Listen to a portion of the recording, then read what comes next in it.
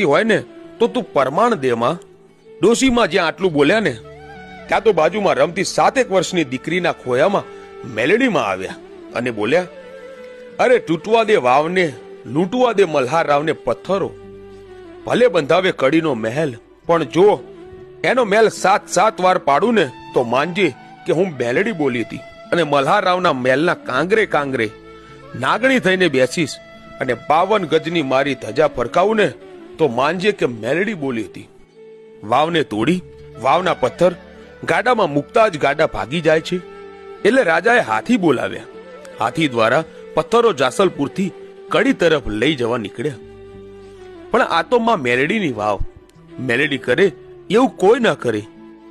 હાથીઓ જાસલપુરની બહાર એક ટેકરી ઉપર પહોંચ્યા. ત્યાં મેલેડી માએ એક પાડાનું રૂપ લીધું અને હાથીઓની સામે દોટ મૂકી પાડાનું ભયંકર રૂપ